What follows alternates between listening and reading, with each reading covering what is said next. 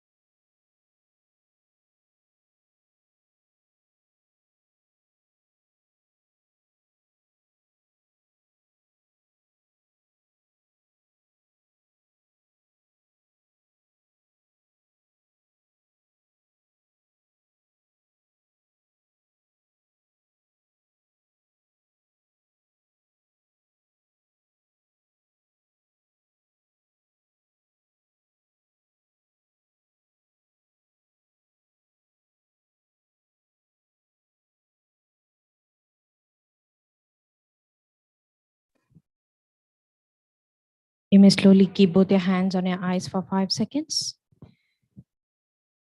and gently open your eyes.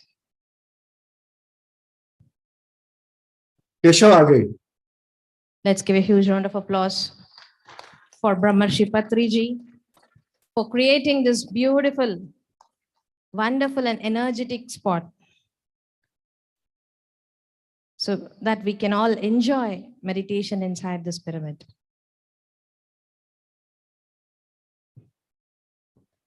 An announcement to all the visitors of Pyramid Valley. Now we are going to have a special session, wisdom sharing by Mr. Shreans Daga on the topic of manifestation. So the session and the spiritual talk will be going on till 1 p.m. I request Vishwa to carry it forward.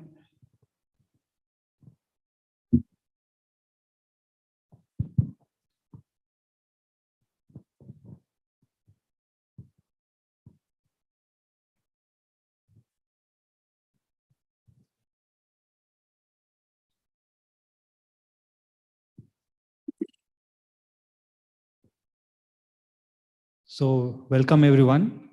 So this session is a part of 3-day Awakening Youth program. So now we have Upali, who will welcome Shreans sir and will take this session forward.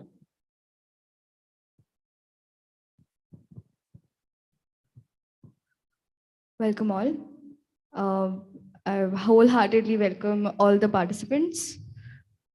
Shreans Daga sir, Paripatri ma'am, Mr. Naman Pant, and all the Awakening Youth participants.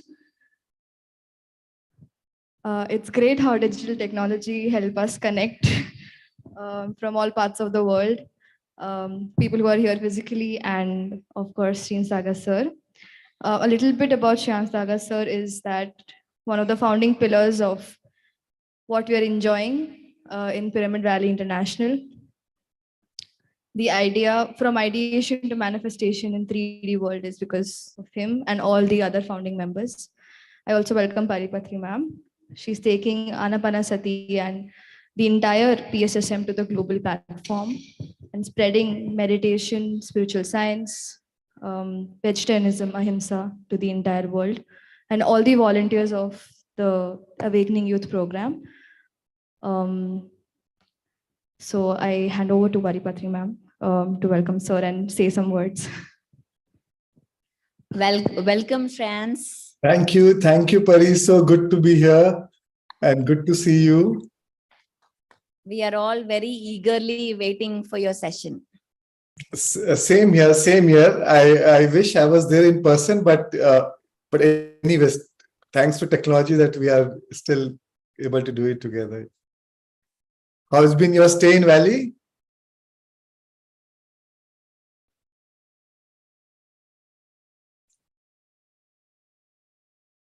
Can you hear me? Shreans, we are having some technical difficulty to hear you. They're working on that.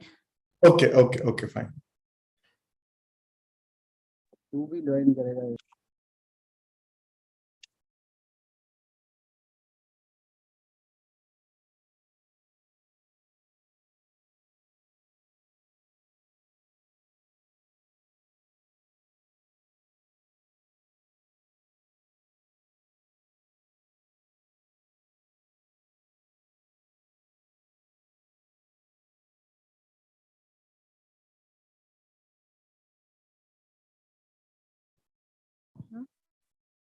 Hello, can you hear me? Bhaiya? Yeah, I can hear you. We can't hear Shash. Bhaiya. Just a minute. You guys can't hear me. Wait. Let me take out my headset. Keshav, let's try without the headset. Just one second. Yeah.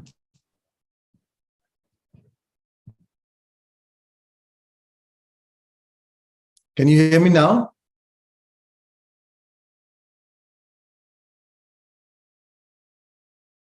Can you hear me now?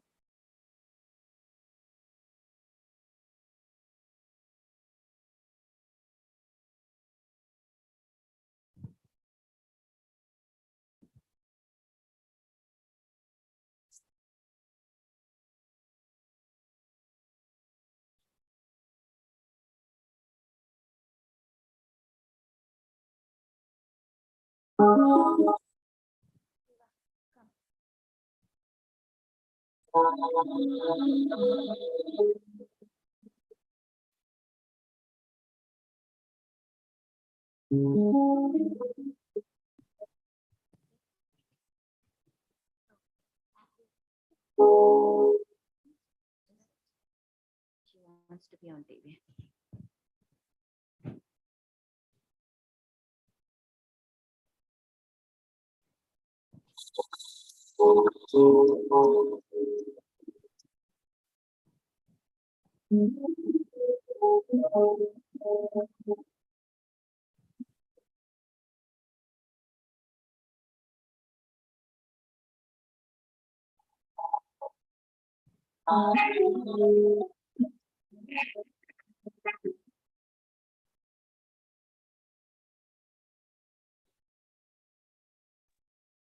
Hello. Hello. Can you hear me? Hello, check. Hello.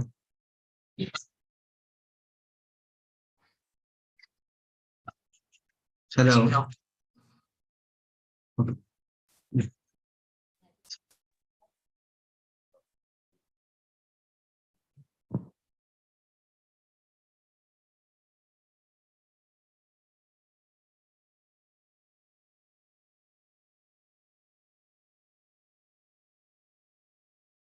Hi. Can you hear me now? Yes. Lovely. Chalo, that's great. Yes.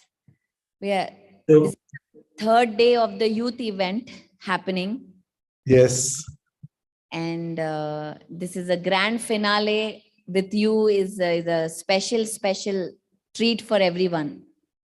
Thank you, Pari. And thanks to all of you for coming to Pyramid Valley and choosing to be here. Thank you for your time. And I wish I could have been there in person. But my wife just went through some wrist surgery, minor wrist surgery, and she just discharged yesterday night, so I could not come. But happy to be here online. So thank you, friends. Thank you so much. So today, what I was thinking is, let's take it in a Q&A format. Ask any questions and then I'll answer. I'll try to copy Patri sir. He always loved the Q&A format. Great idea. Yeah. So just say your name, where are you from, what you do, and then you can then ask. Yeah. So my name is Vishwanath Yeah. Hi. from Bangalore. I have a Hi. question. And we hear a lot about manifestation. So can you share your thoughts on manifestation, sir? Right. So one basic myth, I'll tell what are the few myths on manifestation. People, most of the time we think, oh, think positive, and you'll be able to manifest what you want in your life. Or just visualize what you want in your life and it will happen. But what is important is, a lot of times we may think positive. Even though you're thinking positive, but what you're doing, but you're feeling negative. You may think abundance, but you're feeling lack. You may think of a great health or a good health, but you're feeling broken. Or you may think of a good relationship, but you're feeling hurt or resentful. So unless you combine your thoughts with those elevated emotions, with those corresponding emotions, we cannot manifest what we want in our life. Right? Because it is the thoughts which send the signal out, but it is the feelings which draw the event back. So what is more important is feel. Unless we feel it, we will not draw it into our life. So we do not manifest what we want. We manifest what we are. So first, through the feelings, we have to transform ourselves. We have to change our vibrations. Our vibrations always precedes manifestation. So unless you first change your vibration, you cannot manifest what you want. You cannot have what you want to have unless you are willing to change vibrationally. So actually, even though we call it manifestation, but it is the journey of overcoming yourself. It's a journey of transformation. Because in the process of changing your vibration, you actually transform yourself. Because if you want abundance, you have to feel abundance. If you want love, you have to feel love. And that leads to your inner transformation. And that's where meditation is a great tool for transforming those emotions, transcending the thoughts without even thinking about those emotions. Oh my God, oh, I have fear. Oh my God, I have anger. Oh my God, what are my negative emotions? The best thing is with Anapanasati, you don't have to think anything. You just focus on your breath, and you on your own, you transform your emotions, you transcend your thoughts, you transcend your feelings. And when you transcend your feelings, what you feel about is what you bring about. Right? Your feelings are equal to prayers. What you're feeling is what you're praying for. That is what you're signaling to the universe, that what you are worthy of receiving. So so the journey is about transformation. And the reason why it's become challenging is, as we have grown up in life, as we have in our lives offering to survive, we go through challenges, we go through adversities, we go through crisis moments. But the end product of any experience is an emotion, right? Any experience, if it happens in your life, the end product is an emotion. Now, when you go through these tragic moments or moments of conflict or contrasting situations, a lot of times we tend to experience these emotions very intensely. Some maybe childhood memories, some childhood trauma, something happened. Somebody did something to you, maybe your parents, maybe your grandparents, maybe something happened in your school or your friends or your teachers, whatever. We tend to store it because you felt at that moment so intensely. Now it has turned into a long-term memory. Our body is a reservoir of all these emotions. Our body is a memory bank of all these emotions. And now something happens in your life, some situation happens in your life, you just tend to react. You tend to see it from the lens of that past, from the lens of that emotions. Our emotions are nothing but the record of our past. So now you see it from the lens of that past and you behave. Your body just reacts.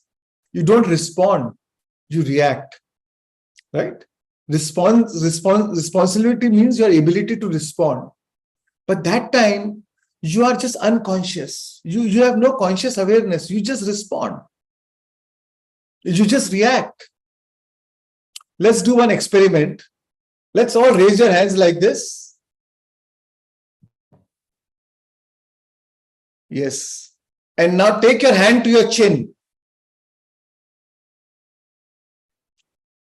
I said chin. You saw that? Our body just reacts. We think, I thought you all are attentive, you all are waiting to hear me. But this is how our subconscious mind works. And this is how we live our life. We have 60,000 to 70,000 thoughts in a day, but 90% of our thoughts are coming from the past. So we think, oh, today's a great day, today's a new day. Oh, we have a free will. But how much of a free will do we actually use? Only 5 to 10%. So it's 10% of your free will fighting against 90% of your subconscious mind. And most of the time, that subconscious mind wins. The subconscious mind is the one who stores those memories, who stores those emotions. Right? And then our body just behaves. And then we wonder why our life is not changing. Because we think the same thoughts, we think the same emotions. We are living, and every time you have a thought, there's a chemical reaction. Because of that chemical, the body releases a chemical, the mind releases a chemical, and your body feels. And the process of thinking and feeling the same thoughts and emotions again and again, your body becomes addicted to those chemicals. Now, even though that event has happened 10 years back, you are still living that memory. You're still living that trauma. The trauma is so alive in your mind as if it's happened now. But you know something? Our mind does not know the difference whether you're imagining the experience or whether it is actually happening in your life.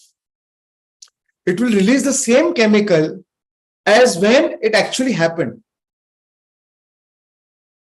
So over a period of time, we have become chemically addicted to that emotion. Then we become a grievous looking for a cause. But that's where meditation plays such a great tool, such a powerful tool, where we become, where when we connect to our inner being, when we enter into the river of joy, then we become the joy looking for a cause. When you are happy inside, you look for happiness outside. When you are sad inside, you look for sadness outside. And that's why manifestation is first about transformation, first about transforming yourself. Because you only attract what you are. So you have no choice but to transform. And then you can manifest what you want in your life. It's not about, most of the time we think, oh, when I manifest this, then I'll be happy. Right? But the thing is, first, why not go get happy first? Why not take a shortcut? That's why meditation is just get happy first. And then when you manifest what you want in your life, then when you sow the intention, you draw that because you are a right vibrational match to what you want in your life. Most of the time we depend on a condition outside for a condition to change our emotion. There's a stimulus outside and there's a response inside. If the condition outside is happy, joyful, or fun, then you are feeling good. If the condition is challenging, hardships, then you're feeling angry, upset, sad. But here, manifestation is about changing reverse the equation. If it is the emotions which draw the event into our life, why not change the emotion so that the condition automatically changes? When things change inside you, things change around you. So here, you're not thinking about, oh, when I get this, then I'll be happy. Here, the premise is first go get happy and then you will get what you want. Then you will get everything that makes you happy because you are the right vibrational match. Yeah. Thank you. Thank you, Sharon, sir. So I have one more question. That is, when did you start meditation and how meditation helped you to transform yourself? Right. So 1993, I got, my father passed away. I was 19. I was in Bombay in second year of college doing BCom. And it was a sudden death. He was 46. And next 3 years, I slipped into depression. I started taking a lot of alcohol. I mean, that was my escape mechanism. That was my coping mechanism. And after 3 years, I was detected of chest tuberculosis. And that was a wake-up call for me, because that was the time I really thought that if I don't seek help, if I don't do something different for my life, I am going to die. And I don't want to die like this. Because my younger brother was 11 years younger to me, Varun, and my mother, being a widow, I had a responsibility. And I was the eldest brother in my whole joint family. So, of course, I had that responsibility too. So I said, I cannot just die like this. And I can't just pass my day every evening just drinking and not doing anything. I need to do something to my life. And that was the time I needed help. I sought help. I told to my sister, and my sister told me, one spiritual teacher is coming to Bombay tomorrow. If you're fine, he can stay with me. And that was our beloved Guru, Brahmashi Patriji. And next day he came to Bombay and he stayed with me. And that was I just started medicine a day before. So he saw me taking medicines. He saw me popping pills. And then he asked me, and it was a lot of medicines for the TB. So I told him, sir, I was detected of chest TB just 2 days back. So I'm taking these medicines. He said, but your medicine is like shutting the fire alarm. The real fire is your grief, your loss, your that vacuum that you're feeling inside. Unless you heal that, unless you cure that, your TB will come. You may heal heal your TB, but then some other disease will come. So, but I said, sir, I don't know how to do this. Is the only way I know how to heal. But he said, that's why I'm here today. And that was the first time I did meditation with him. And I was just alone with him. He was playing flute and I meditated. He said, let's meditate for 10 minutes. The meditation went on for 40 minutes. And I was feeling strong flow of energy flowing into my chest area, the chest TB. And after 40 minutes, when I opened my eyes, I was so relaxed. I was so calm and peaceful.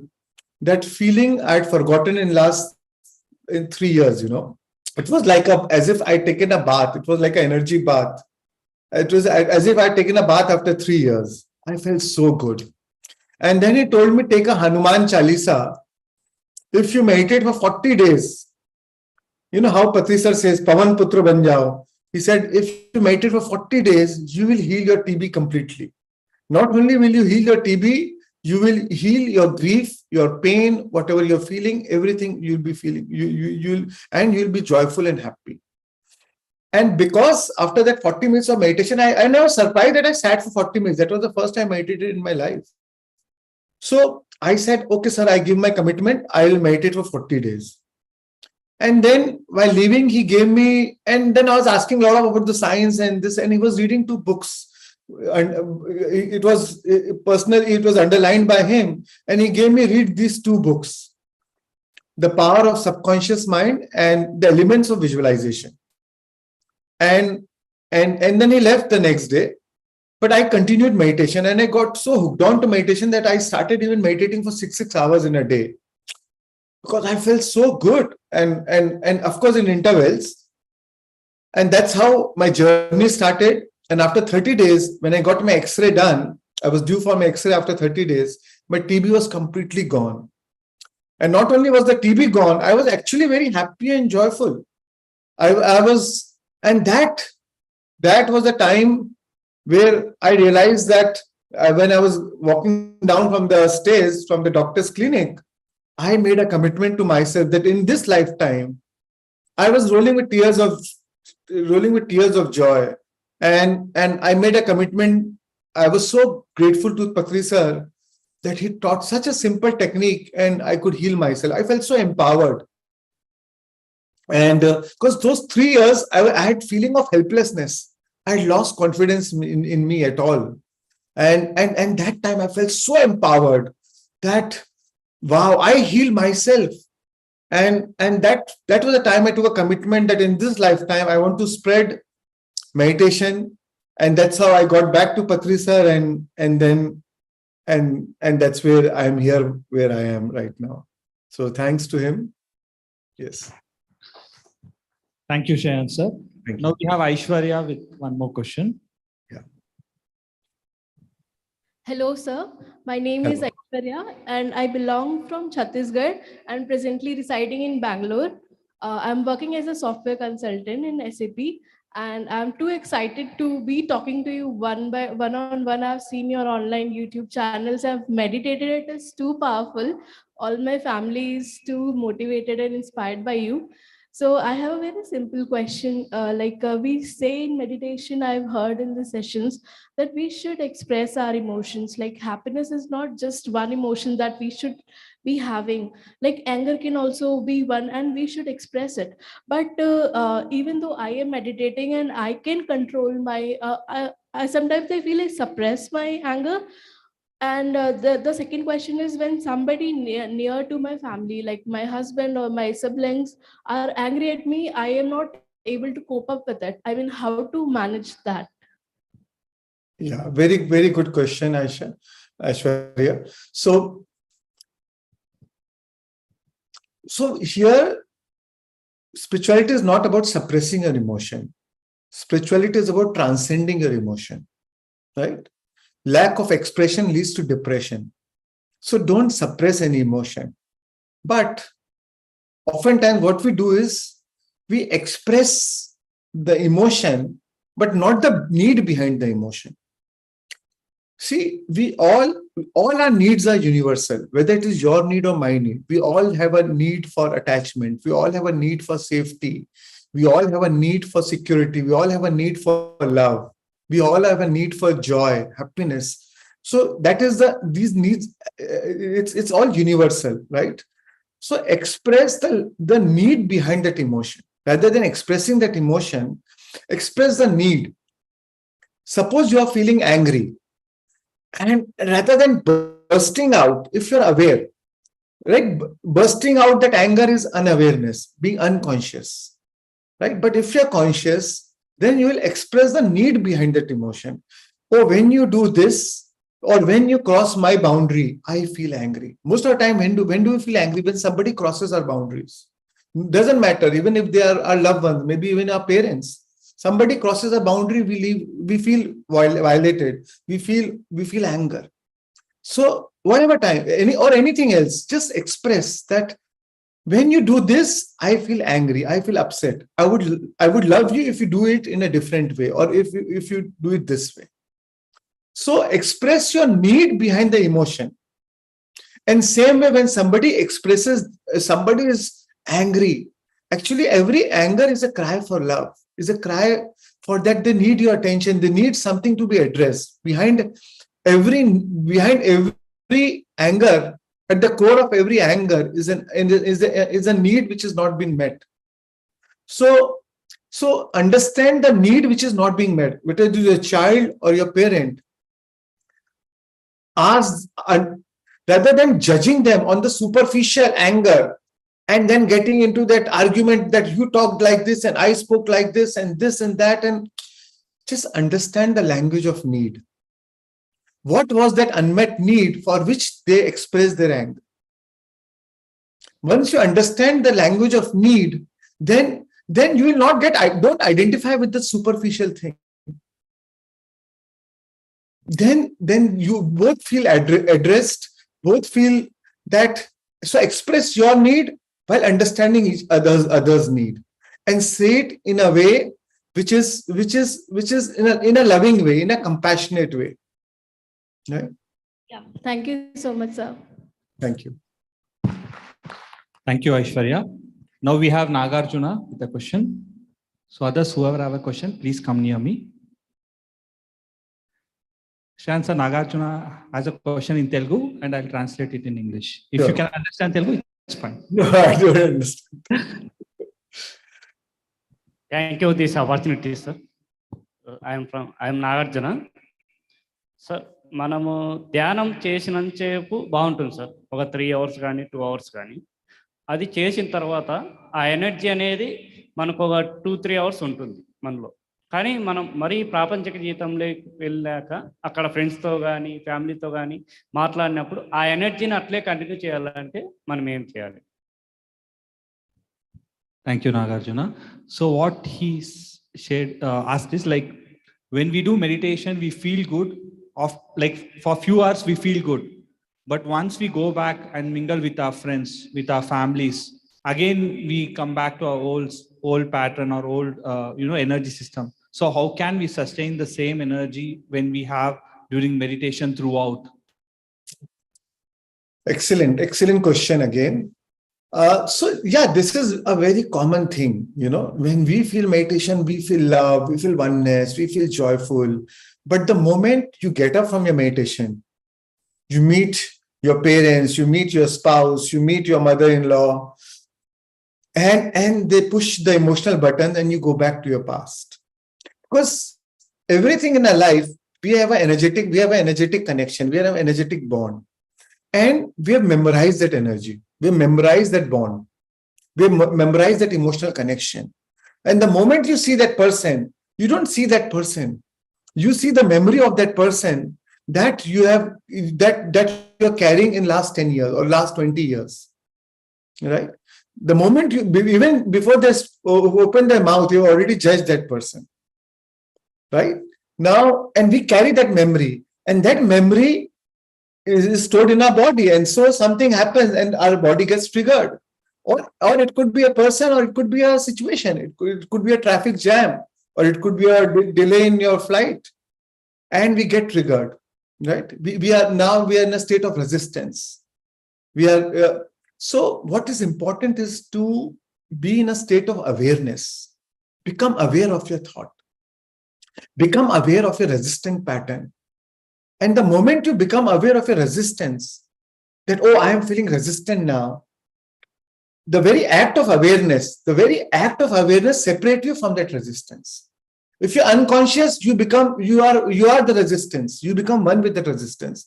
But if you're conscious, if you're aware, you will know that, oh, I am reacting now. I am resistant now. And the more conscious you become of your unconscious thoughts, patterns, emotions, the less unconscious you will go during the course of the day. Because now with the awareness, you become a witnessing consciousness. Now you're separated from that emotion. And the very act of awareness helps you to lose that intensity of that emotion. And that emotion will melt away, or it will subside. And don't take it too seriously. Even if you've done it, it's about practice. It is about more awareness. Next time better. But the beauty is you'll be able to drop the resistance in a very short time. That resistance normally, which otherwise may go on for hours or days, you'll be able to probably drop it in seconds or minutes, because now you're aware of it. And that is the beauty of awareness. Because the moment you are aware, because all that is the drama of an ego. Ego wants you to believe that there is a problem, there is a challenge, there is an issue, somebody is against you, that we are living in ego wants you to believe that we are living in a hostile world. But this is the drama of the ego. But once you have the awareness, once you become a witness to your emotions, now you're separated from it. And that will help you to drop the resistance.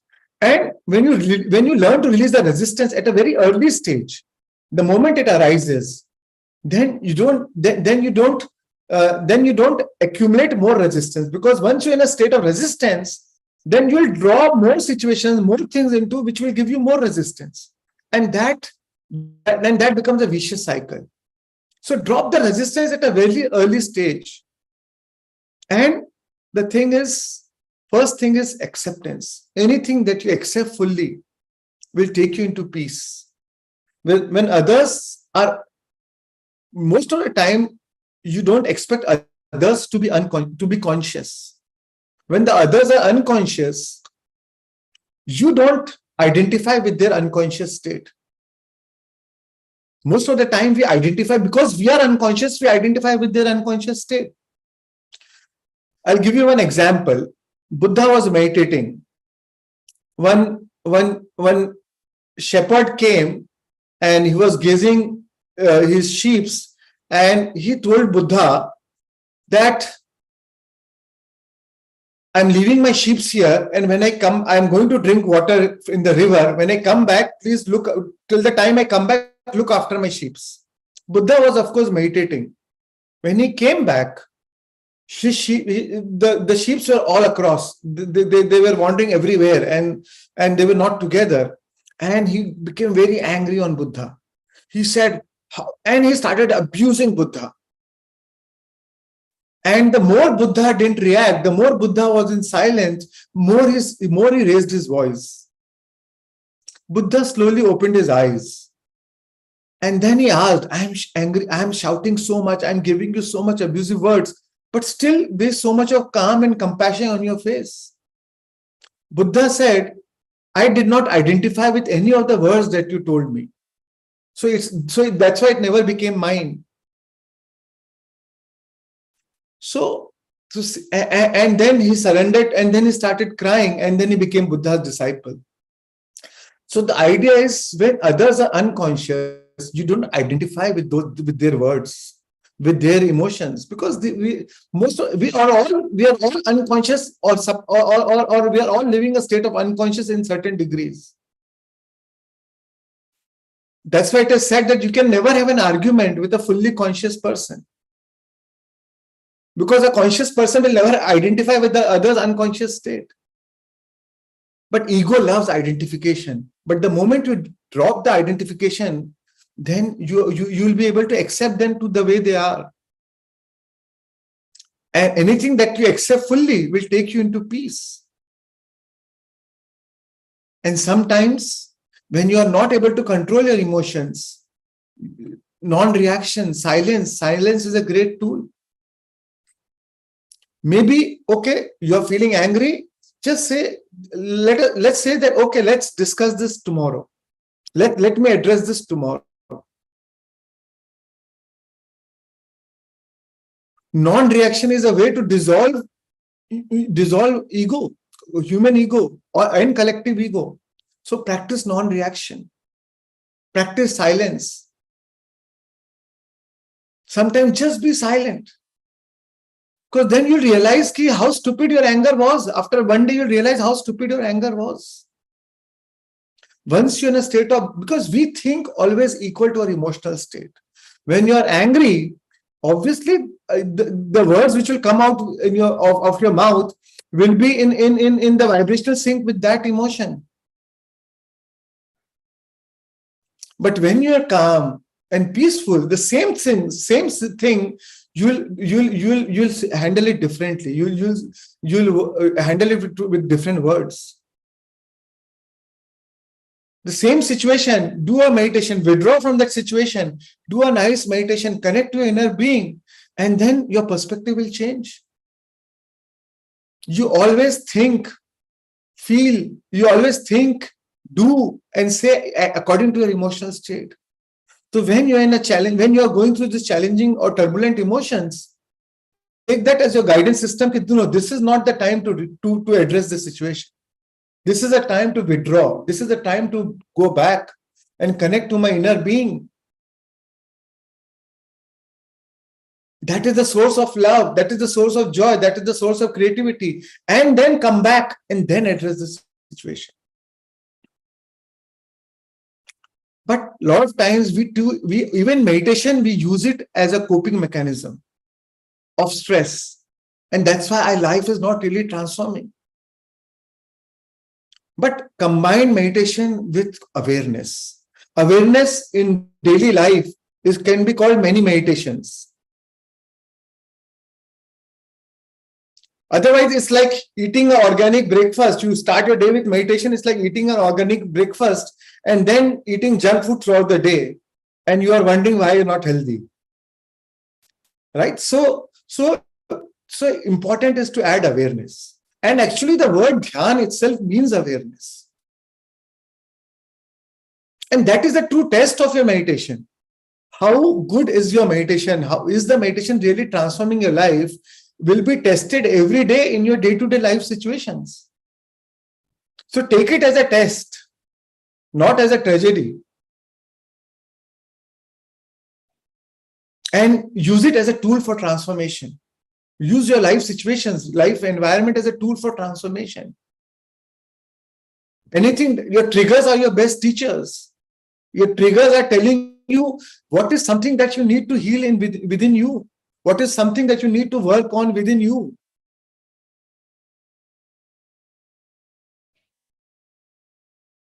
Thank you. Thank you, Shreans. That was a wonderful answer. We really learned a lot from that. Now we have Madhuri. Yes. Hello, sir. I'm Madhuri, and currently I'm working in Bangalore. And thank you so much. From past 1.5 years, you have been guiding me, and I'm in process of manifestation. I'm blessed. Thank you so much. Lovely. Thank you. Yes, in this awakening youth, there are so many new people. They have come for the first time. They have got an idea about the manifestation. And I have a request that please explain them in brief the 5 steps of manifestation. And along with that, I also request you, because I'm aware, along with the manifestation, energy, frequency, vibration, they have a huge impact. I also request you to give an information about that also. Sure. Thank you. Thanks, Madhu. So what I have done is I devised these 5 steps of manifestation, and you have to see what works for you. But what I feel is why I've divided these 5 steps. I'll go each step one by one. So when we talk about manifestation, first step is Anapanasati. First step is connect to your inner being. When you become thoughtless, when you withdraw, when you observe your breath, you become thoughtless. When you become thoughtless, you drop your identity, your ego, your personality self. Right? That is the time you withdraw from the current environment, from the current situation. Because the only way you interpret is your current environment is in the form of thought. The moment you are thoughtless, you are completely in the present moment. And that's what Buddha discovered. That once you become thoughtless, you connect to your inner being. Because it is your thoughts which becomes a barrier to connecting from your inner being. So drop your thoughts, drop your identity, drop your personality self, and withdraw from the current environment. When you become thoughtless, you withdraw from current environment, current situation. And then you connect to yourself. That first step, that is what is brain coherence. You're in a state of calm, peace, inner silence. You become nobody, no one, nothing, nowhere, no place, no time. Because in order to create from nothing, you have to become nothing. Manifestation is a tool to create from a different dimension.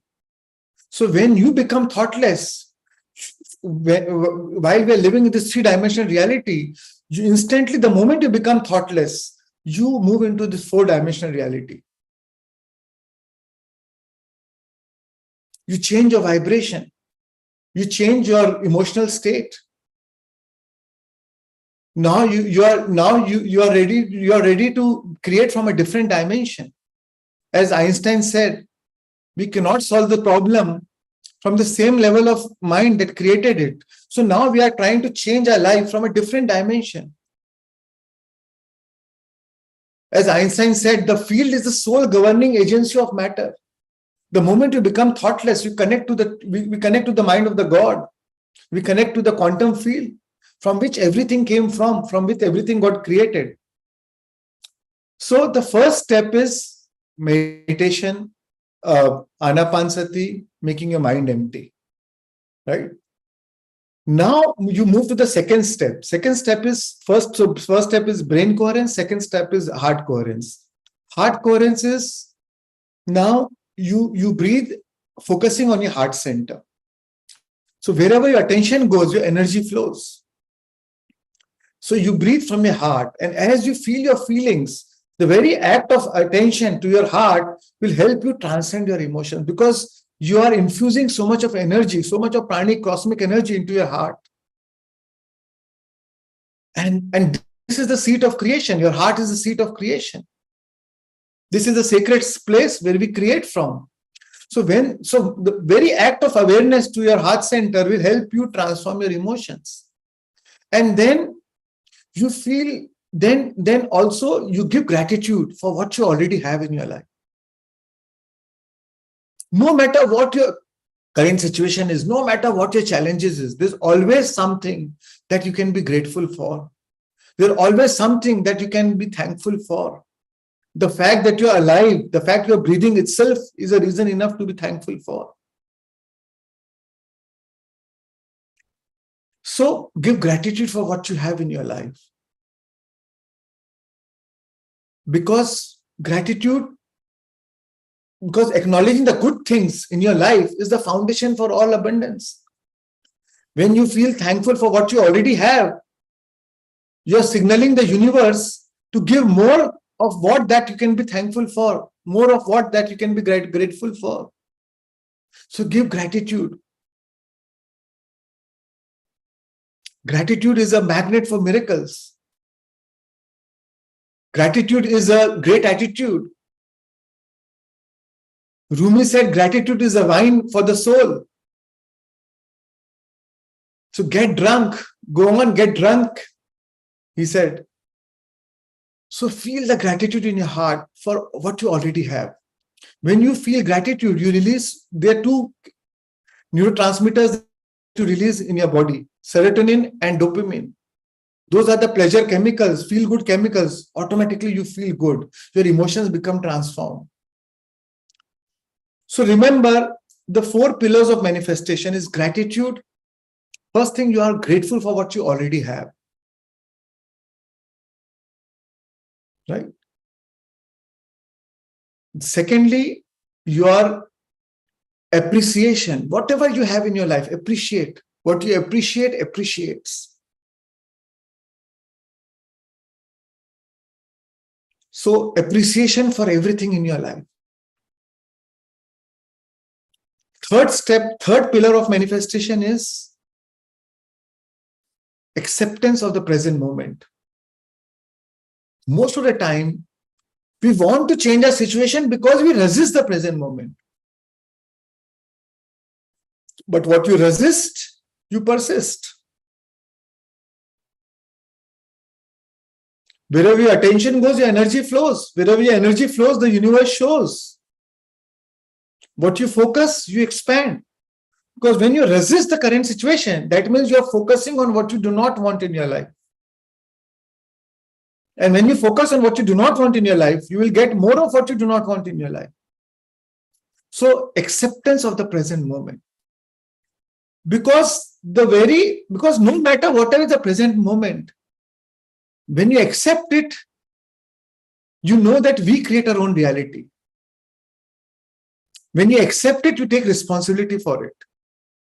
And that when you take that responsibility, it is very empowering. Because if you know that you have created it, that means you also have the power to change, to create a new reality, to change it.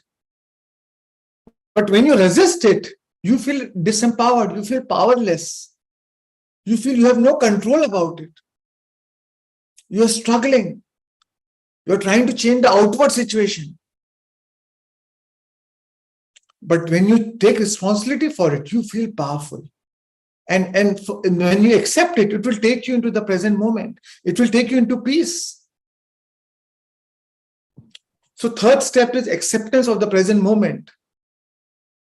Third pillar of manifestation is acceptance of the present moment. And the fourth pillar is satisfaction or content. You do not want to manifest something in your life because you are discontent with today's life. Because you are dissatisfied with current life. You want to manifest because you're satisfied with what it is, but you are eager for more. You are excited for more. You want to create it for the joy of creation, not because you are feeling lack or unworthy.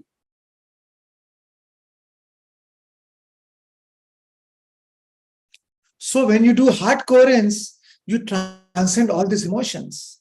You feel satisfied with the current moment. You feel content because you connect to your inner being. You feel whole. Wholeness leads to healing. The word heal comes from wholeness. Wholeness is equal to healing. Alignment, when you are aligned with your inner being, alignment is equal to healing. Now you want it for the joy of creation, for the excitement of creation. So you're not unhappy or discontent with the present moment, with the current situation, because you have taken responsibility for it. So the second step is again very powerful, and that changes your vibration. Furthermore, it takes you into the fifth dimensional reality. And then we come to the third step, where you sow the intention of what you want. And then you visualize what you want, you sow the intention of what you want, you visualize as if it has already happened. Feel it as if it's already happened. And not only you visualize, you also emotionalize. Now it is easy for you to emotionalize. Normally, if somebody says, oh, you are going to challenge, just close your eyes and visualize, it will be super difficult. It's impossible. Because I'm so obsessed with the current reality. How can I visualize abundance when I have such a huge debt or bank borrowing and the creditors are hounding me? I may visualize abundance, but I will not feel it because I'm obsessed with the current reality. So that's why the first step is you withdraw from the current reality. Forget what is there in the current reality. Second step is you transform your emotions completely. Now you're ready to be ready for the third step. And then you visualize. And why visualize? Because visualization is also a powerful tool to de-visualize what you do not want. Most of the time, anything that troubles us is what we think the most. A lot of times we know what we want, but we know what we want and we don't, and we know what we do, we know what we do not want. But most of the time our energy is focused on what we do not want. Our energy is focused on problem, not on the solution. That's why we keep talking about the problem. And the more we talk about the problem, the more we keep it activated in our vibration. So visualization is this tool to focus on the solution, to focus on the final outcome. Doesn't matter whether it is there in the current reality or not. You see it as if it's already there. And again, your mind does not know the difference whether it is actually happening in your life or you are just visualizing it. And your body produces the same chemical as if it's actually happened now. And you feel it. So feeling a state produces that state. When you imagine. And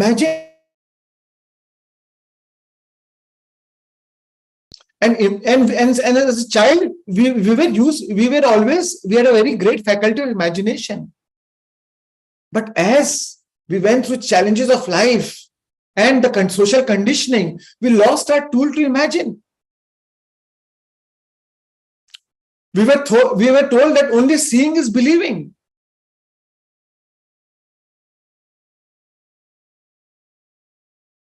Only if you see it, then believe it. But the truth is, if you believe it, you will see it. So visualization is a powerful tool to focus on what we want in our life and feel it as if it's already there and you're feeling it in the present moment.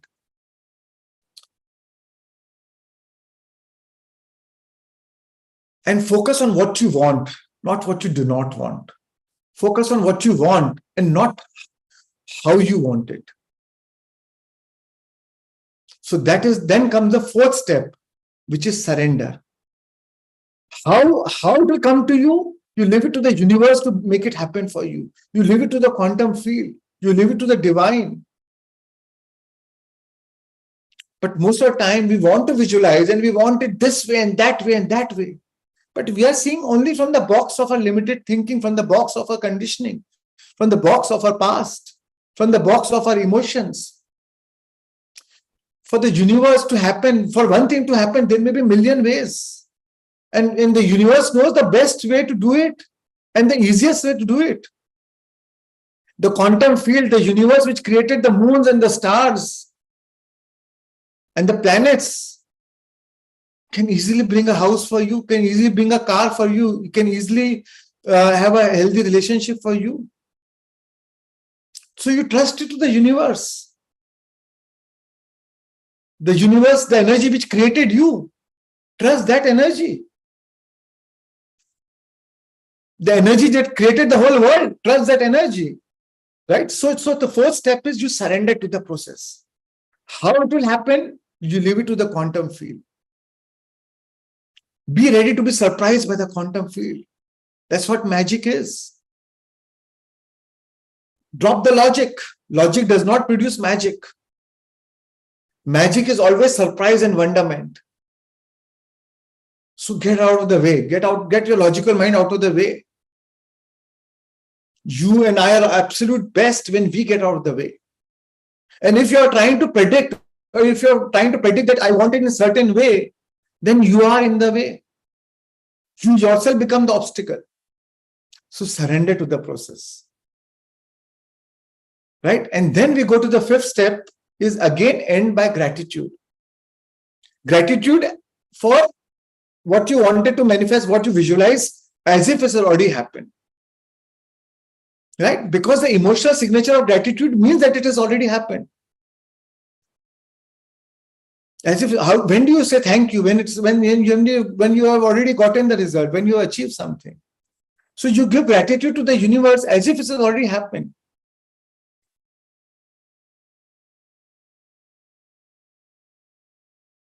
As I told you, because gratitude is a great attitude.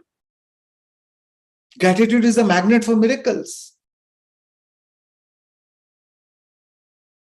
And when you express gratitude, then you signal to the quantum field that you are worthy of receiving. Because what is your vibration? When you say thank you that it's already happened. I'm so grateful. The universe watches you, who's been watching your vibrations. Your vibration, oh, you feel it has already happened? Oh, so then let it make it happen for you. So that's why I made this 5 steps of manifestation so that it actually becomes a science, it becomes the technology of manifestation. Everything is a miracle until it becomes a technology. Right? Before we could fly in the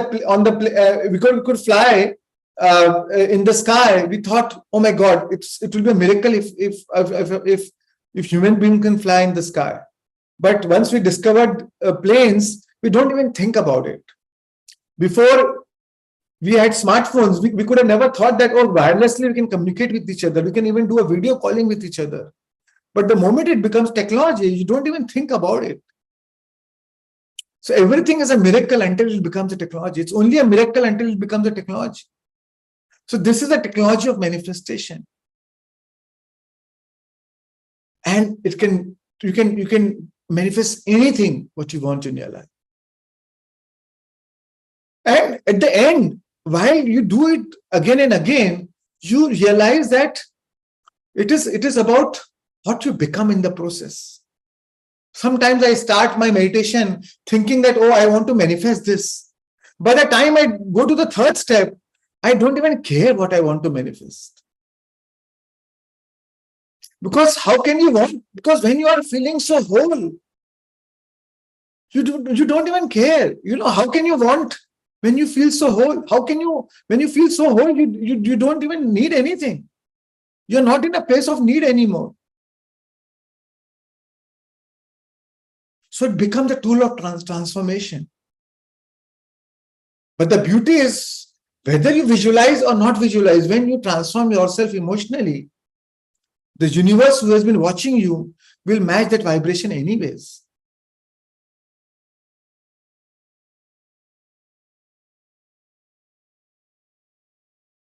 Your vibration precedes manifestation. And another thing is, don't be obsessed by physical manifestation. Leave your obsession with physical manifestation. Be obsessed by emotional manifestation.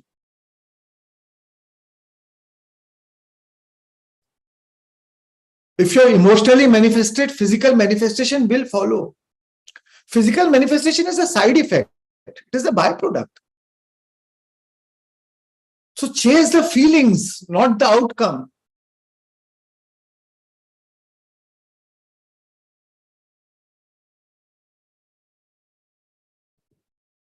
Thank you. Thank you, sir. Now we have our very own Naman with a question. After that, we take 2 more questions. Is that fine? Yes, yes. So I am personally fine. You guys decide. Yeah. So, hi, Via. Good to see you after such a long time. Yes, Aman. Good to see you too. I still remember when Rishikesh, when we first started talking about how breath is important in the process of manifestation. And today I really wanted to ask you this, that because you've done so much experiments on breath, breathwork is the result, and you have spoken so eloquently about a lot of topics which goes around breath. So I would like to ask you, what is the importance of breath when it comes to manifestation, and how we can use breath, not just for Anapanasati, but as a work, like as a different set of, I would say, experiment to fasten the process. So what is your thought on that? Thank you. Thanks, Aman. Good question again. So from my childhood, from a day one, from a birth till we death, till we vacate our body, what is one thing which is always with you is your breath, right? But we never took our breath as a friend. We always took it for granted. You never became the friend of your breath.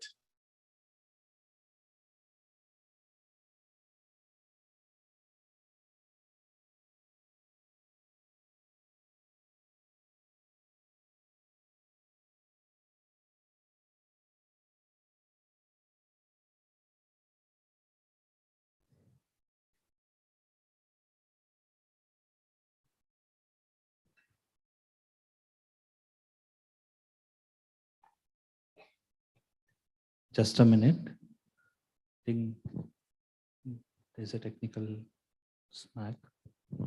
A direct correlation. Are you able to hear me? Yes, we can be able to hear you. We lost you in the middle. Yeah. So our breath and our emotions has a direct correlation. See, when you're angry, or when you are agitated, or when you're in a state of rage, how you start breathing faster. Right? So our breath and our emotions are directly correlated. Now, when you observe your breath, so all our life we've been breathing unconsciously. consciously. But the moment you add your consciousness to your breath, the moment you add your awareness to your breath, that same breath, which is just a normal air passing through your nostrils, becomes a cosmic life force. You activate the cosmic life force. You start drawing cosmic energy. You activate the prana energy. You activate the vital life force. The same breath becomes your vital life force. And that's why Anapansati or breath work is such a powerful tool to activate that life force. And why do we do, a lot of times, why do we do breath work? Because breath work is a powerful tool to excavate and to release all these suppressed emotions. These buried emotions, which is deep buried into your subconscious. You release all this through the help of breath. When we stored it, the breath was the proof that the breath was the witness. We stored it with the help of breath. Now we release it with the help of breath.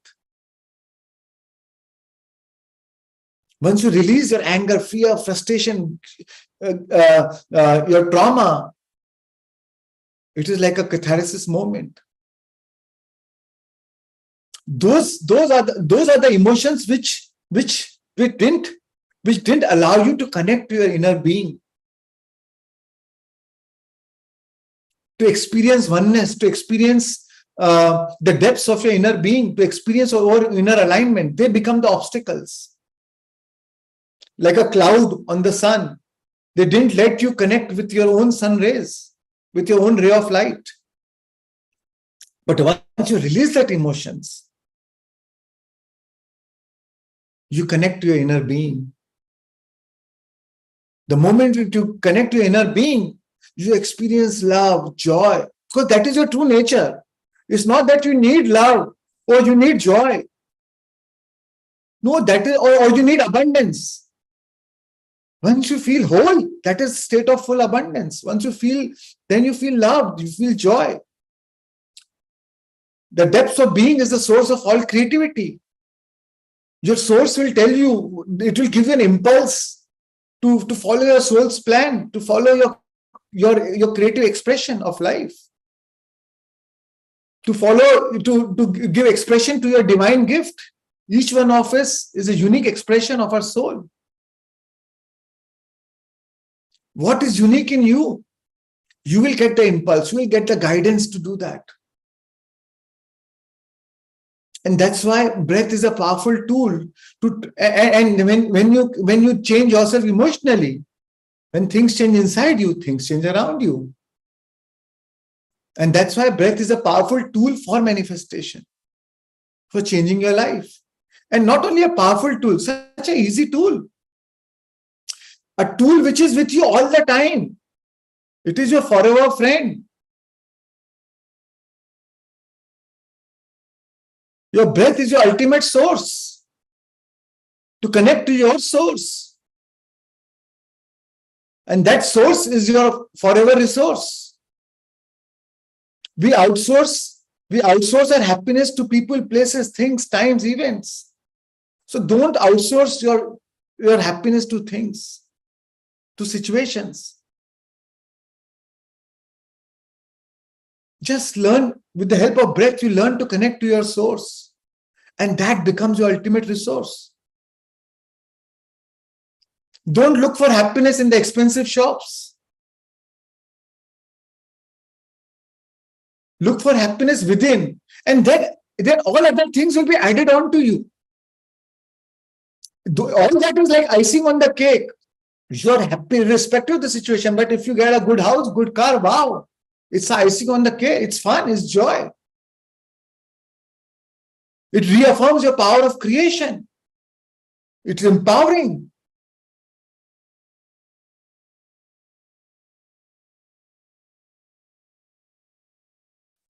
Thank you. So every conscious breath is a gain in consciousness. So become conscious of your breath. Anytime you're going through anger or just calm, peace, just be in silence and take few deep breaths, and your anger will subside. Your fear will subside. Deep breathing, and it will subside. Thank So you. use your breath as your best friend. Thank you, sir. Thank Now you. we have Pandu with a question, please. Pranam, sir. My name is Prithvish. I'm from Hyderabad. Sir, can you explain law of paradox? Like we experience a lot of paradoxes in our life. So it would be great hearing it from you. Right. Again, great question. I'm amazed at all the questions. So life is a paradox. Like as Patri sir always used to say,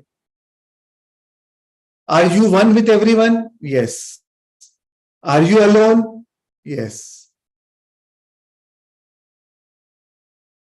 Does this phone belongs to me? Yes.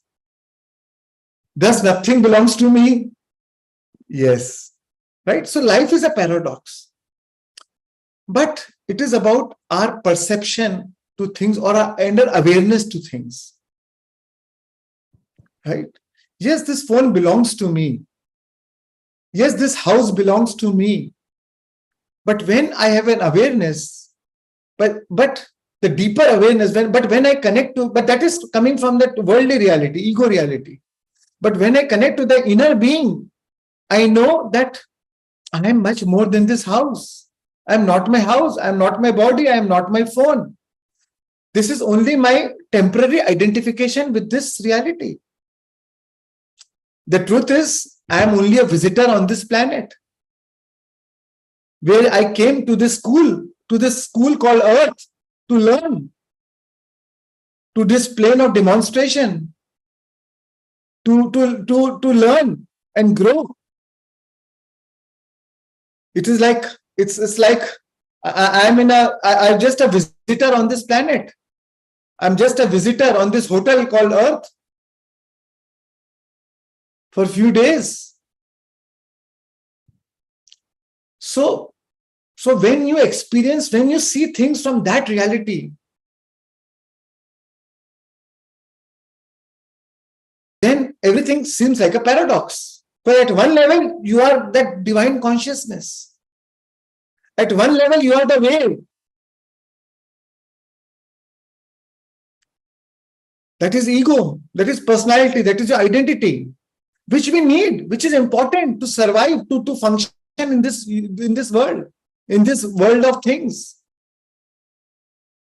But at one level, that wave is also an ocean. So enlightenment is when the wave realizes that it's an ocean. Enlightenment means you as an individual identity realize that you are that cosmic being. When you realize that you are the extension of that source energy, you are the creator.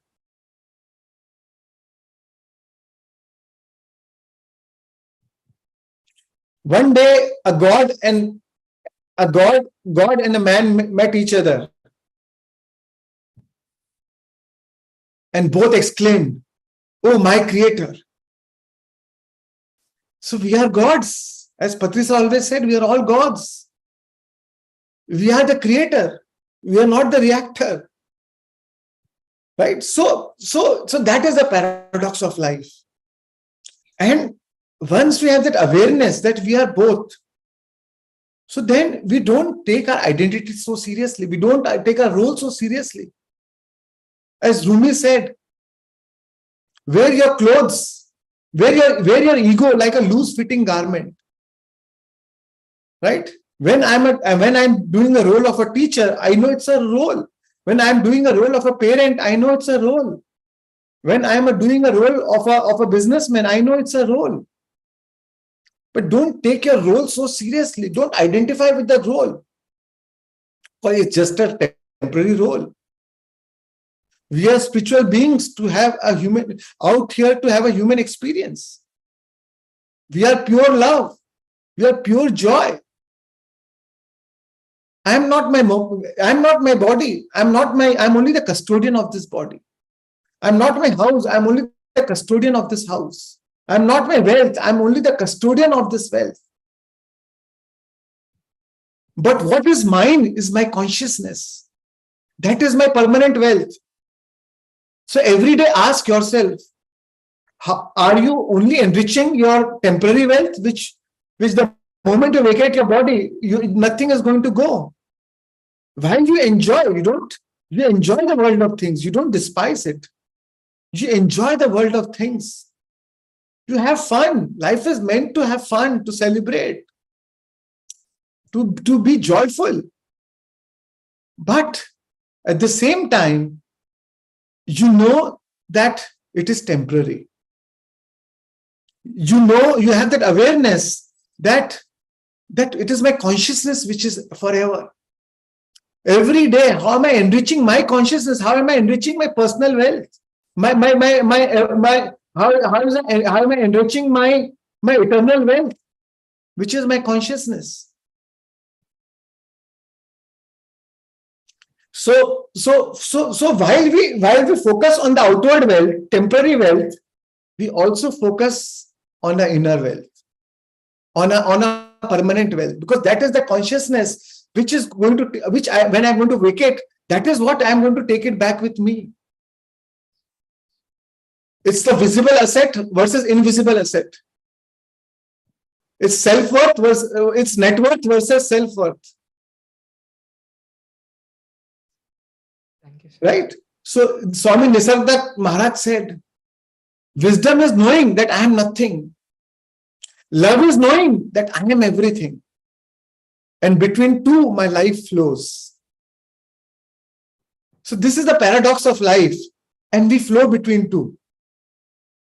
Like Jesus said, sometimes I'm a son of God, and sometimes I'm a son of man. So when we are doing our worldly things, we know I am a son of God, son of man. But when we're doing our roles, responsibilities, but deep down, I have awareness, I am a son of God. Me and my Father are one. The kingdom of heaven is within me. The kingdom is not outside. The kingdom of heaven is within me. Thank you. Thank you, sir. Thank you very much. Thank you, Pandu. Thank you, sir. Now we have Akshay with the next question. Yes, Akshay.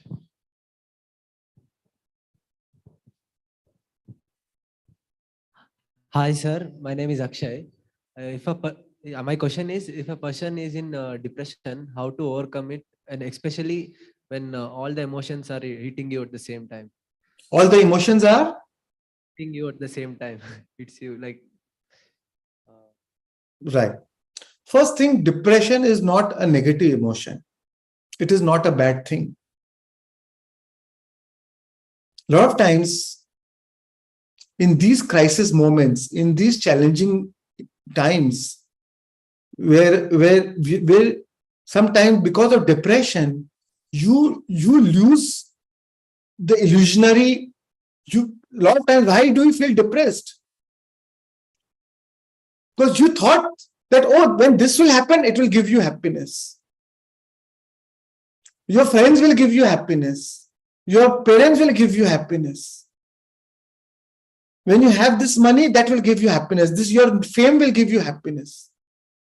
But sometimes you realize, and you kept waiting for when that will happen, that will give you happiness. But then you realize, I got all that, but still I'm not getting happiness. Then you feel depressed. You feel dejected, you feel rejected. Because the very premise of what you waited for so many years, that when I get that, I'll get happiness. And now you got it, but you realize, you're still not happy. Then you feel depressed. Or when you realize you're not able to get anything, you don't have power, you feel loss of power, and then you feel depressed. But the truth is, depression provokes you. It is only a guidance which is telling you to now look within. Enough is enough. The reason you don't have enough because you don't think that you are enough. But the moment you realize that you are enough,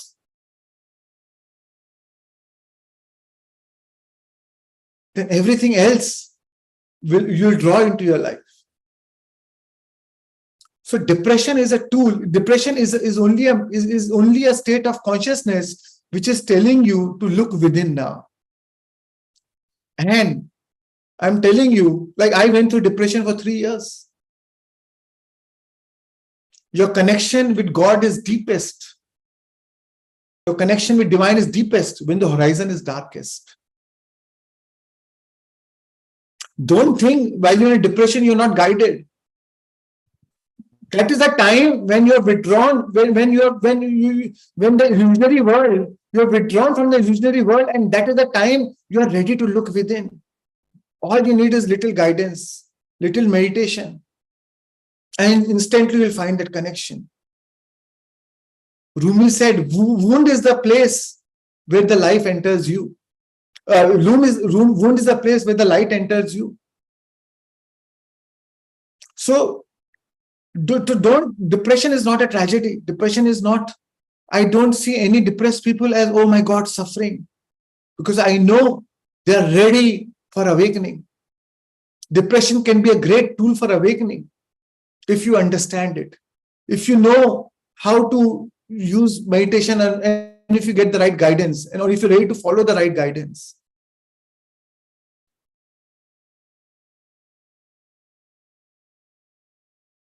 You know the story of footprints, right?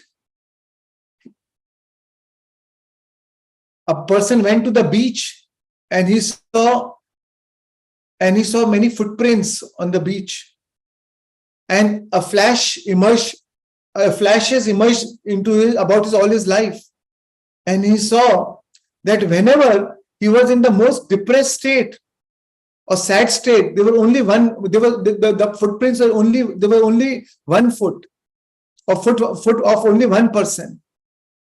But whenever he was happy or joyful, there were footprints of 2 people.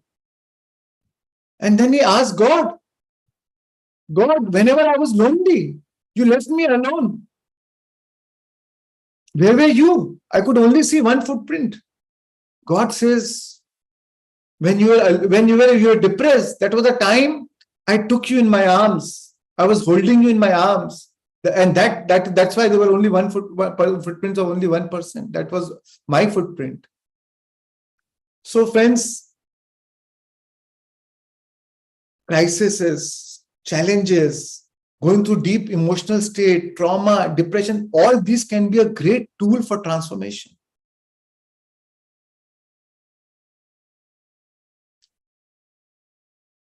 But we don't need to wait for crisis or to go through these situations to wait for transformation. Why not transform in a state of joy and inspiration? Why not create in a state of joy and inspiration?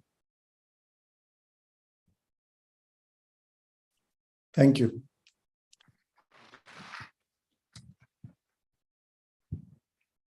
Thank you, sir. One last question. Fine. So again, I'll just tell you, I'll just add on.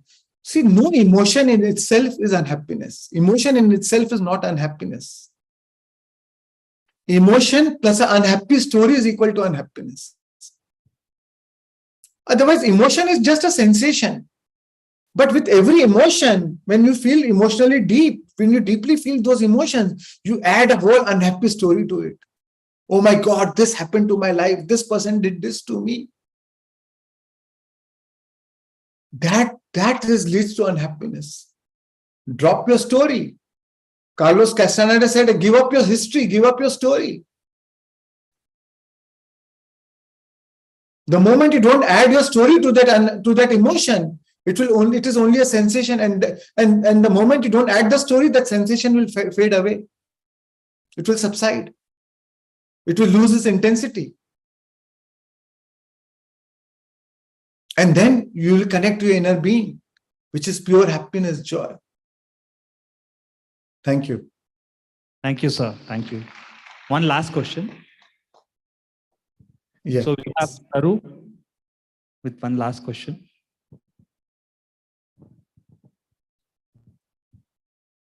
Hi, Shreyas. This is Taru. I am from UP.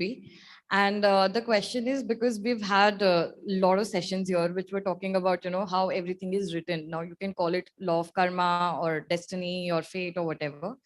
And then we are also talking about how we can manifest some of the things that we want, right? So that is again very contradictory to itself. So could you tell what is the, equation between both your whatever is already written versus what you can manifest? Right. Thanks, Taru. So when we vacate our body, we go in between life states, right? And that is a time in between life states, we review our past life. We review the lives that we lived. We review what was the unfinished lessons, what is the unfinished business, what is the unfinished teachings, or what was the healing that I needed to heal, or what was the trauma or the pain that I'm still carrying, and which needs to be healed. And according to that, you plan with the help of your spirit guides and masters or your ancestors, you plan your next life. You choose your parents, you choose your place, you choose whether you want to be born in a rich family or a poor family, you choose whether you want to be born as a blind or as a dumb, you choose. So again, and there's nothing which is forced on you.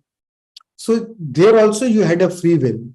But many times you choose the challenging life because you want evolution.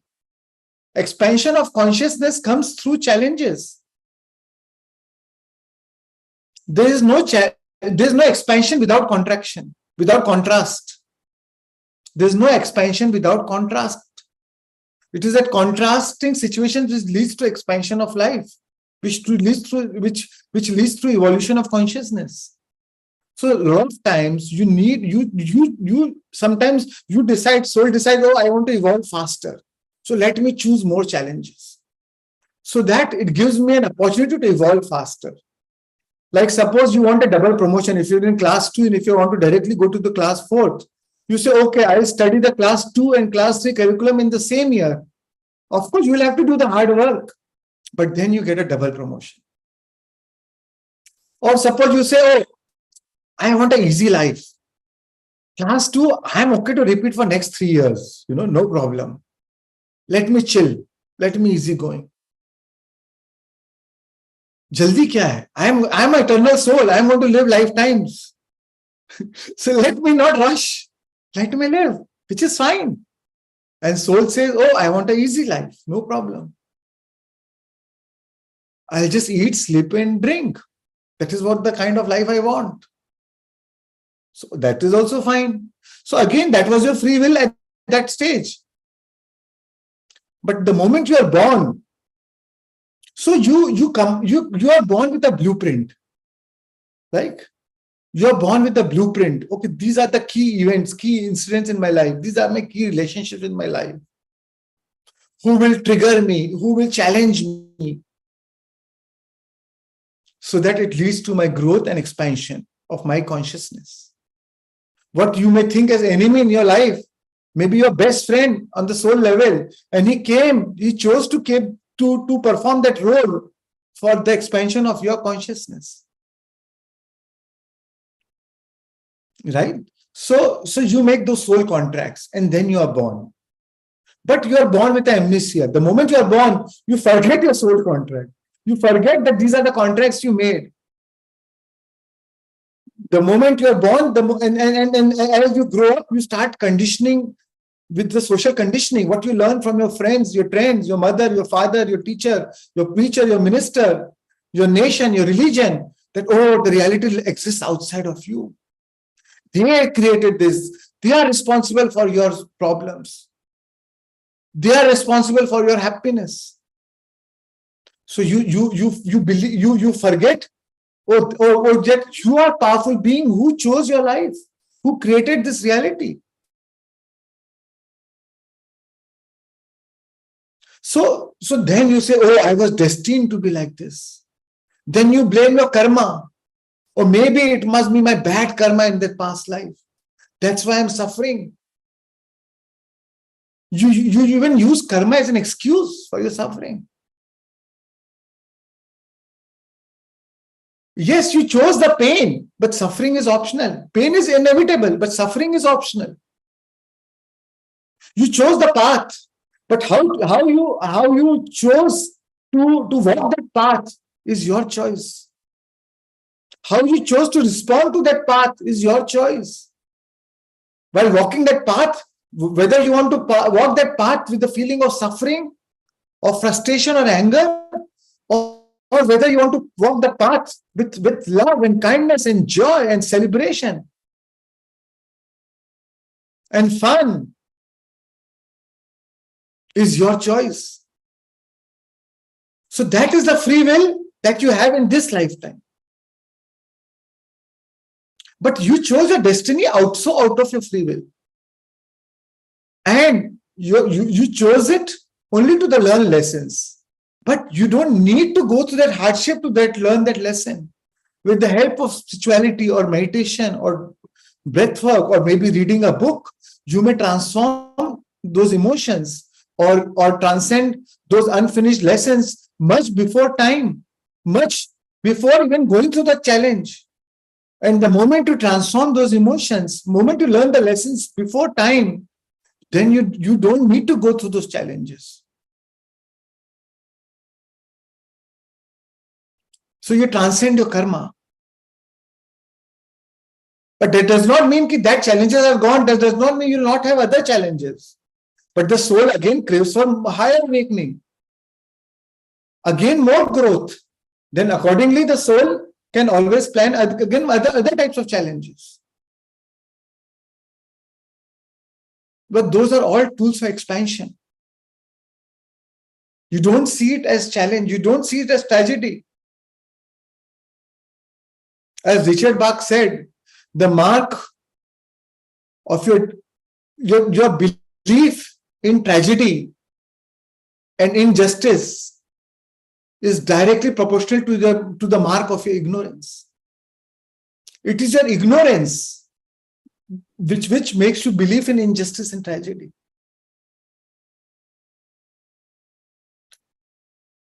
There are no tragedies, there are only melodies. Thank you.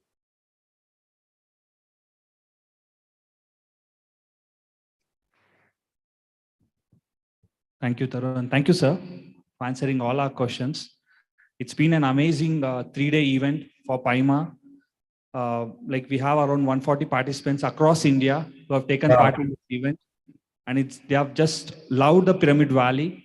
And I've been seeing you from 2012, from the time I've been coming to Pyramid Valley. So you've been a great inspiration for all the youngsters. And you've been a great motivation for all of us. And this session really gave us a lot of clarity. So we are really pleased and we are grateful for your session. So let us give a big round of applause for Shreans. Thank you. Thank you so much. I also really enjoyed. And I'm doing a workshop from 12th to 15th August. Coming August for 4 days. So those, I'm happy to offer it complimentary for Paima members. So those Naman or whoever is there, Shubham is there, give your names, those who would like to attend it complimentary, and we'll figure it out depending on the accommodation and all, we'll figure it out. Yeah.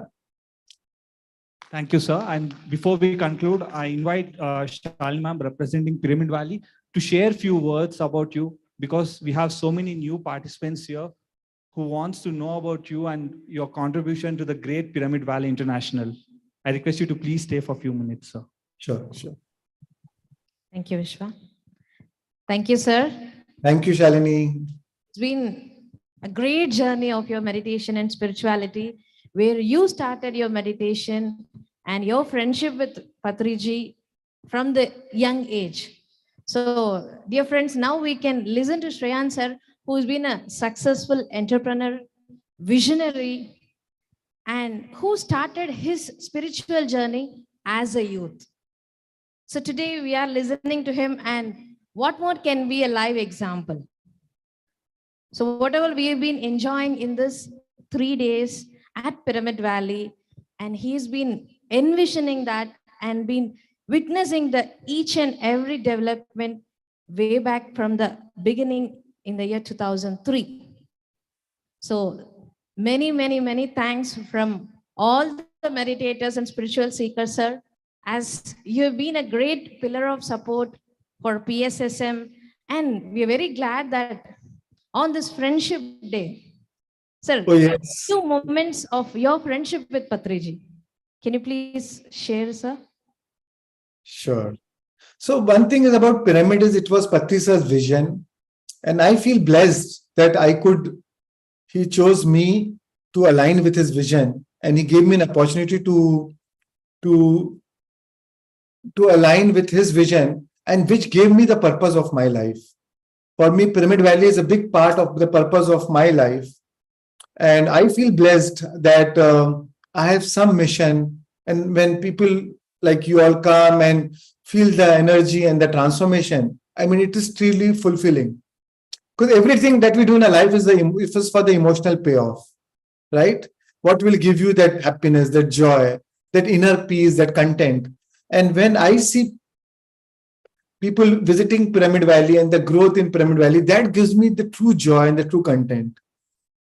And frankly, I don't feel that, oh, I am doing something. I mean, we are only, we feel only, I only feel I am a student, I am an instrument, or maybe a coordinator to act as per the will of the divine, or the will of the place itself, or Pyramid Valley itself, or the will of Patri sir. Because the inspiration just comes to me, the impulse just comes to me, and I act. And I just follow that guidance, which gives me immense fulfillment. So I don't think I'm doing for somebody, I'm doing it. I do a favor by doing it for myself. So, and when I don't do something for a long time, if there's a gap, I feel restless. I started getting anxiety. So I only do it to soothe myself. But my journey has been wherever I focused on Pyramid Valley, I've actually gained a lot of abundance in my life, and I owe it to Pyramid Valley and meditation and Patri sir. Because sometimes you do in your business, you use your intelligence to do business, but all of a sudden you feel you made some windfall gain.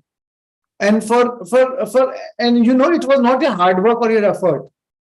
So it was just, so that when you become the right channel for channeling the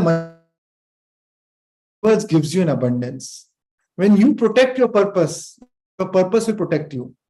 So my message to everybody is follow your purpose, find your purpose, and let every fabric of your being be driven by it, be pulled towards it, and follow that guidance. It will never disappoint you. Right? As I told you, when you protect your purpose will protect you. So find your purpose, follow your purpose. And Patri sir is a great inspiration for me, because his beauty of his is, as we all know, that he empowered us. He made us believe that we are all gods. He never created it was a student-teacher relationship. It was never a master-disciple relationship. He said we are all masters, we are all gods. And he also gave us the liberty to learn from so many different masters. He himself writes so many books and gave us all the books to learn from teachings of every master, which is so unique, which is so empowering. And he never created that forceful bond. He never created the rituals. Oh, I am a guru, I am a this, so you have to do this for me. And he gave us, he created, there's no boundaries. Though he was with us, but he learned to how to grow without him. And that's why today, even though he is not physically with us, honestly, I never missed his presence. From the day he passed away, from the day he vacated his body, I never missed his presence, because I feel him in every part of my being. Every time I sit for meditation, I feel him. Every time I feel he's guided. Even for Pyramid Valley, when I get up from meditation, I get more impulse now to do things for Pyramid Valley than I used to do before he was, while he was in the physical body. I feel he is guiding and he is pushing and giving that impulse to act on it, do things, make choices. So and true friendship is never about never about taking from each other. True friendship is sharing your wholeness, sharing your completeness with each other. It was never, I never felt a relationship with Patri sir as a give and take. I always felt the relationship with Patri sir is when I am in his presence, with his teachings, he made me feel whole. He shared his wholeness with my wholeness, which helped me to feel my wholeness, and we shared our wholeness. And that is true friendship. Where you share your completeness with each other, where you share your wholeness with each other, not taking from each other, not stealing from each other. The unconditional love for each other, without expectations, without rejections, without projections, without judgments. Right? That is true friendship. Because when you feel whole, you don't need all that. True friendship is when silence between two people are is comfortable. A lot of times I spend a lot of moments with Patri sir in silence, because at some times I didn't need to speak. Sometimes he didn't need to speak. Thank you. Wow. So huge round of applause for Patri sir and Shreans sir's friendship. That friendship got manifested and this beautiful Pyramid Valley got created. Thank you, sir. Yes, of course, it is a law of paradox. Shreyan sir is so humble to tell that I have been creating and I have been doing all the things for Pyramid Valley for myself. Yes, of course, it is for everyone else also. So every soul who is coming here, it is helping them in their spiritual self-transformation. Thank you once again, sir, for giving your time and spending time Thank you. wisdom with all the youth participants who are here. Thank you. And I'm so happy. First time we tried this online and it worked well. Thank you. Which is exciting now. We can do this more often, in fact, now. Yes, sir. Yes, sir. Thank you. Thank you, friends. Thank you so much. And enjoy your stay in Valley. I guess today's the last day now. So last hour probably. So, and hope to see, this is your Valley. So please keep coming here again. Come with your friends, come with your family. And not just for spirituality, but to enjoy the Valley, to celebrate life, right? Patri sir used to say, more the enlightenment, more the enjoyment. Enjoyment is not opposite of spirituality. It is not opposite of fun. So lose your seriousness, right? Rumi said, be notorious. Lose your reputation, be notorious. So thank you and have fun celebrating. And to Shreans sir, so being a pillar of Pyramid Valley, so because of you, sir, we are all having great gatherings here and enjoying the energies of Pyramid Valley, knowledge and everything. And you are every master who are coming to Pyramid Valley as a visitor. We bow down to you, sir, for your great service to the humanity. Thank you very much. Give a big clap to Shreyan sir, our chairman of Pyramid Valley. Thank you. Thank you, Naman, for making it happen. Yeah, thank you, Shubham and Naman. Yeah, Shubham, your initiative made everybody gathering here. Special thanks to you. It's not my initiative. It's my initiative. It's Pyramid Valley initiative, and it's a meditative world initiative. So it's not my initiative. Thank you. It's just the body. So thank you so much, Via, for joining us here. And no words. Thank you. Thank you so much. Thank you all. Sir, really, as you said, this virtual gathering in a mega pyramid with you. So definitely We'll make it very often. Your presence to the whole the visitors and the residents, even all the program participants. Very often, we like to meet you on this screen, sir. Thank you. Yes, yes. I'm excited for this now. Thank you. Thank you all. Thank you, friends. All the best. Thank you so much. And I wish you all again a very happy Friendship Day. Thank you. Thank you. Thank you.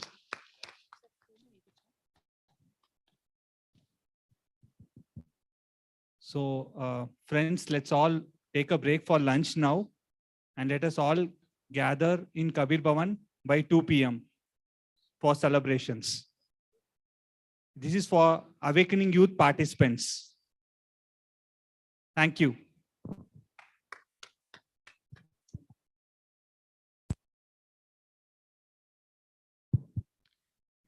Thanks to all the visitors.